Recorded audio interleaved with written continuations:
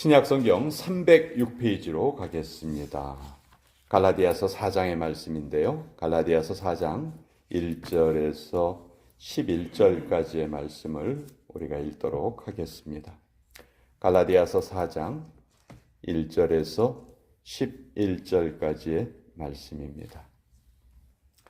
같이 읽겠습니다. 시작. 내가 또 말하노니 유업을 이을 자가 모든 것의 주인이나 어렸을 동안에는 종과 다름이 없어서 그 아버지가 정한 때까지 후견인과 청지기 아래에 있나니 이와 같이 우리도 어렸을 때 이 세상의 초등학문 아래에 있어서 종노릇 하였더니 때가 차매 하나님이 그 아들을 보내사 여자에게서 나게 하시고 율법 아래에 나게 하신 것은 율법 아래에 있는 자들을 속량하시고 우리로 아들의 명분을 얻게 하려 하심이라. 너희가 아들이므로 하나님이 그 아들의 영을 우리 마음 가운데 보내사 아빠 아버지라 부르게 하셨느니라.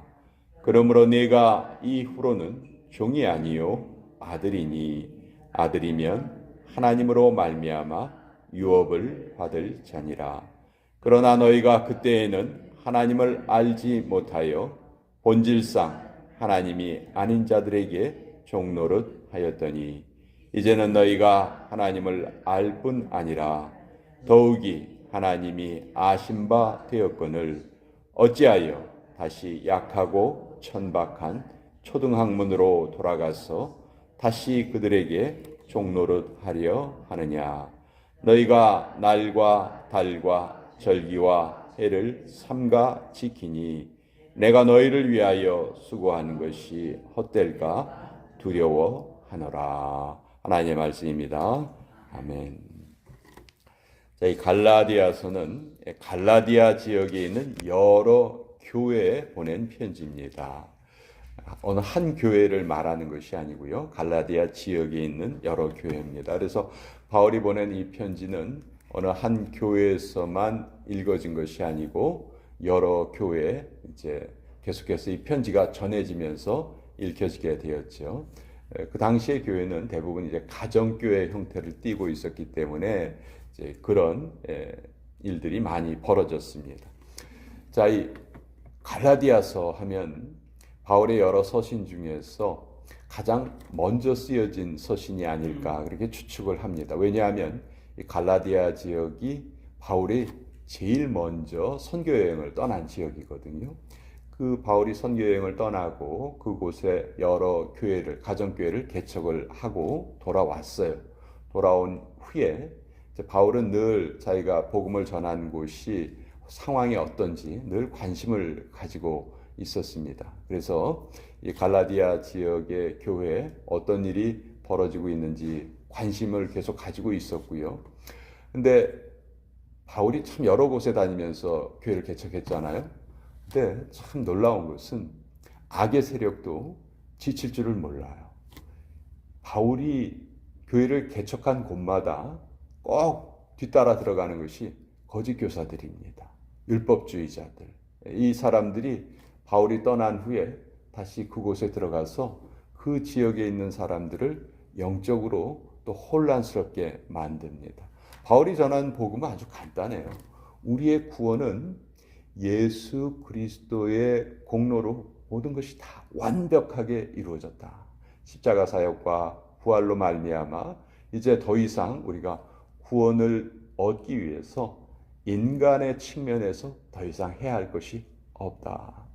구원은 너무도 중요하고 너무도 인간의 힘으로는 얻기가 불가능한 것이기 때문에 하나님이 긍휼의 마음으로 이제 우리에게 예수님을 통해서 구원의 길을 활짝 열어주셨다. 이것을 바울은 계속해서 가는 곳곳마다 이것을 전했어요. 그러니까 바울의 메시지의 핵심은 항상 십자가와 부활이었어요. 그런데 그 뒤에 따라 들어간 율법주의자들, 거짓 교사들은 이것을 살짝 변개시킵니다.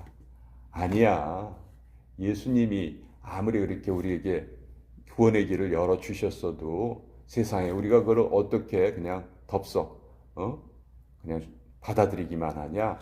우리 사람도 정성을 보여야 돼. 사람도 우리가 해야 될 걸 해야 돼. 그게 바로 율법이야. 율법을 열심히 지켜야 돼. 그렇지 않으면 예수님 믿는 거 가지고는 구원을 얻을 수가 없어.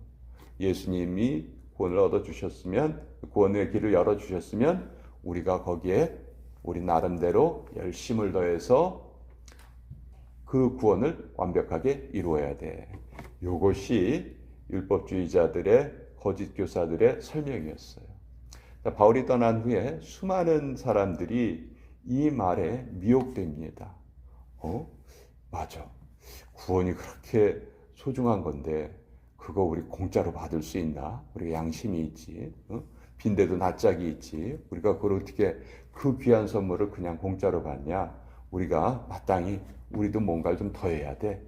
그래서 율법주의자들은 첫째, 유대인이 돼야 됩니다. 당신들은 할례를 받아야 돼요. 할례를 받고 유대인이 먼저 되고 또 유대인들이 열심으로 지키는 율법, 율법에 보면 여러 가지 규례들이 있는데 그걸 하나도 남김없이 지켜야 합니다. 그렇지 않으면 구원 얻지 못합니다. 이것이 바울의 메시지와 거짓 교사들의 메시지의 결정적인 차이였어요. 이 갈라디아 지역이 이 거짓 메시지에 물들어 버린 겁니다. 그래서 바울이 정말 안타까운 마음으로 피를 토하는 심정으로 썼던 편지가 이 갈라디아서예요. 그래서 지금 바울은 4장에서 이런 표현을 씁니다.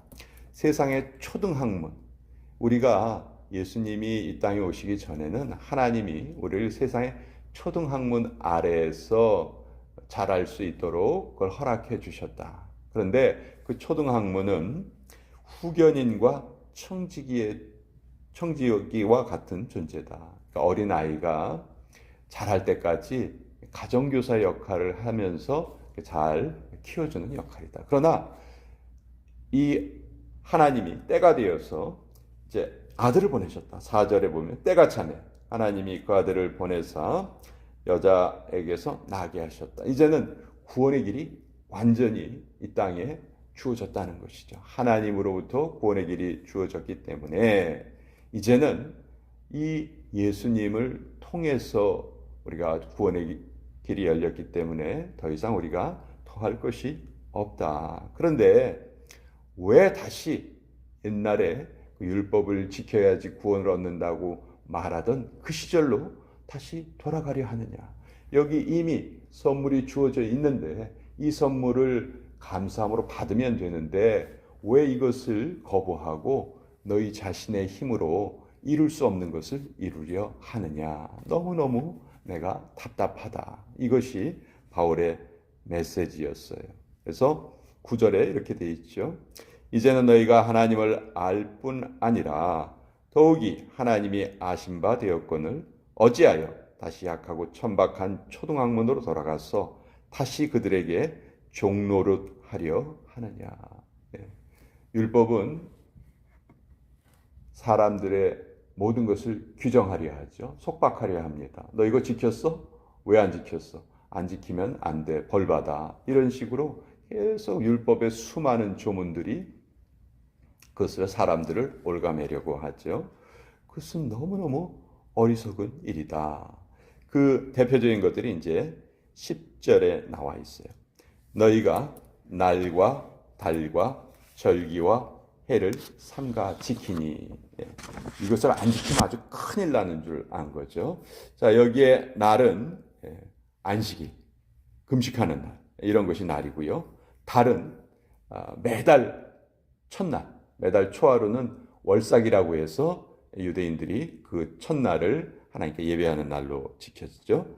또 절기들은 뭐 우리 잘 아는 유월절, 칠칠절, 초막절 뭐 이런 것뿐만이 아니고 많은 절기들이 있죠. 또 마지막으로 해를 삼가 지킨다. 해는 안식년, 희년 뭐 이런 것이죠. 이런 것을 빠짐없이 지켜야만 한다. 이렇게 지금 주장하고 있는 거예요. 자, 여러분 이거 어떻게 생각하세요? 지금 우리도요, 하나님 앞에 예배 드립니다. 또 우리도 절기 지켜요. 부활절도 지키고, 감사절도 지키고, 성탄절도 지킵니다. 자, 그러면 이 갈라디아서의 이 구절에 의하면 우리가 잘못된 건가요?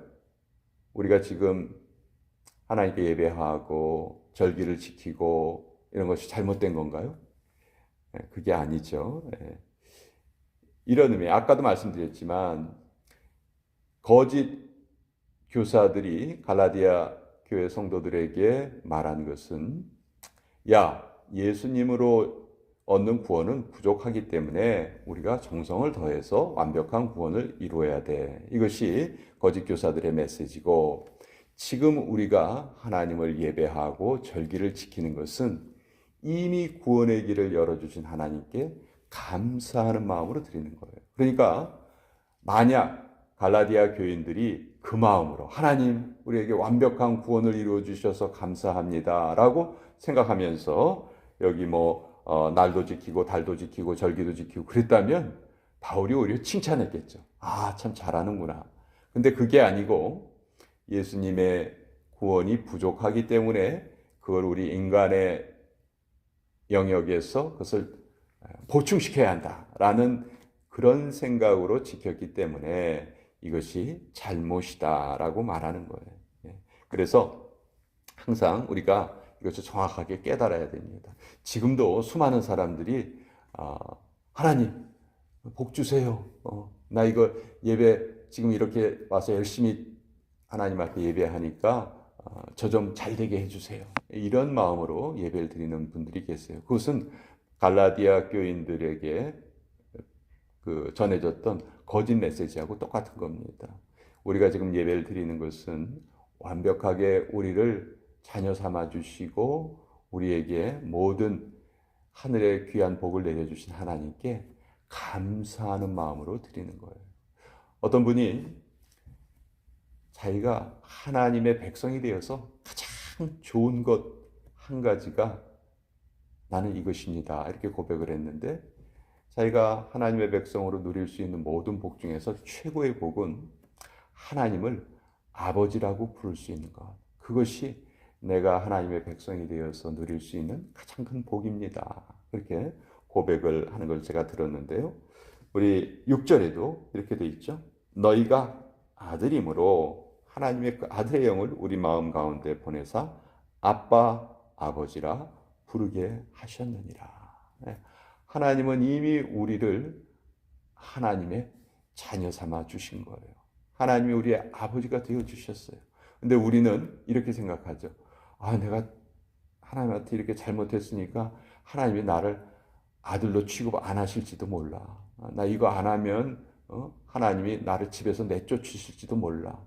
이런 태도는 정말 잘못된 태도라는 거죠. 그런 태도로 신앙생활하고 그런 태도로 예배를 드린다는 것은 이미 우리에게 모든 것을 다 허락해 주신 하나님의 은혜를 부인하는 그런 잘못된 행위라는 것입니다. 그래서 예수님께서 성찬식을 제정하시면서도 너희들 앞으로 이 성찬식 행하지 않으면 구원 못 받는다 이렇게 말씀하지 않으셨어요.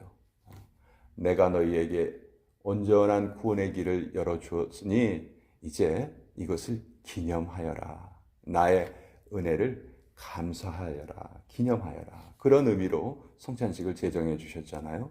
그러니까 우리가 자꾸 이런 잘못된 공로사상, 인간이 하나님께 뭘 드려야 한다는 공로사상에 빠지기 쉬운데, 물론 우리가 하나님 앞에 열심을 내고 모든 것을 잘 행동을 해야 해요. 근데 그것은 구원을 얻기 위한 목적이 아니고 구원을 얻은 자로서의 감사의 의미로 행하는 것이다. 똑같은 행위를 하는 것이지만 그 목적이 다를 때에는 완전히 다른 결과가 만들어진다 하는 것입니다. 그래서 오늘 이 갈라디아서 4장을 통해서 우리가 왜 예배를 드리고 왜 하나님 앞에 기도하고 왜 찬양을 하는지 그 모든 것은 이미 우리를 자녀 삼아 주신 하나님께 감사의 의미로 드리는 것이다 하는 것을 우리 다시 한번 같이 살펴보았습니다.